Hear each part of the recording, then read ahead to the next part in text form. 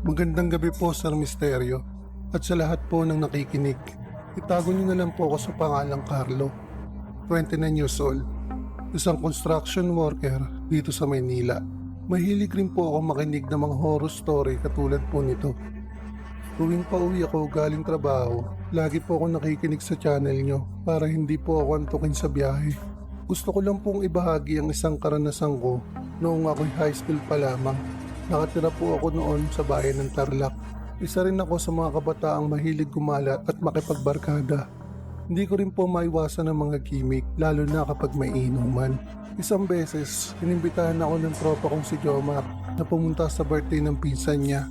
Malayo iyon sa amin, mga 2 barangay pa ang layo. Dahil wala kaming sariling motor, naglakad lang kami at sumakay ng jeep papunta doon.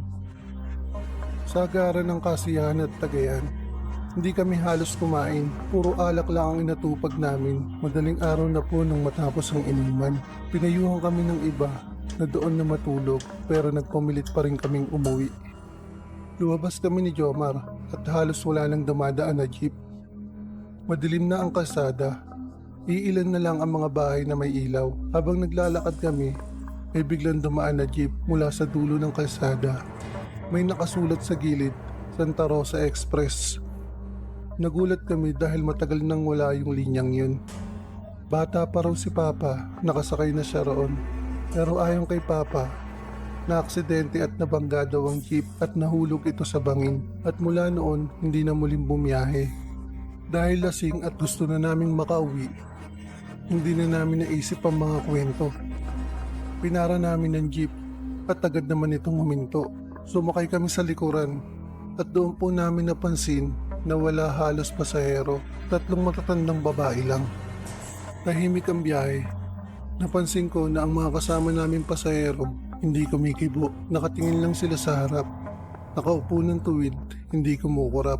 Napansin ko rin na parang basang-basa ang kanilang mga buhok kahit wala namang ulan. Pagtingin ko sa sahig ng jeep, may mga patak ng tubig o baka dugo. Hindi ko na masyadong maaninagan dahil malabo ang ilaw. Siniko ko si Jomar at tinanong kung nakita rin niya. Pero sabi niya, baka epekto lang daw ng alak. Lumipas ang ilang minuto at napansin kong umiikot-ikot lang kami sa parehong lugar. Parang bumabalik kami sa parehong kanto kahit diretso lang naman ang kalsada. Doon na ako kinabahan, Sir Misteryo, kaya lumapit ako sa driver at tinanong kung saan kami dadaan. Hindi siya agad sumagot. Nang ibaling niya ang mukha niya, laking gulat ko. Puno ng sugat ang kanyang pisngi at may dumadaloy pang dugo sa gilid ng bibig niya. Napaatras ako sa takot at doon ko nakita na wala siyang anino. Kahit liwanag ng poste ang tumatama, wala akong makitang anino sa sahig. Lumingon ako sa mga pasahero. Isa-isang nagtinginan sa amin ni Jomar. Sabay-sabay silang umiti, pero wala silang mga ngipin. Itim lang ang bunganga. Hindi ko na kinaya. Tinigawan ko ang driver na para at agad kaming tumalon ni Jomar kahit hindi pa humihinto ang jeep. Pagtingin namin sa jeep, wala na itong bakas. Pag uwi ko, agad kong kinuwento sa tatay ko.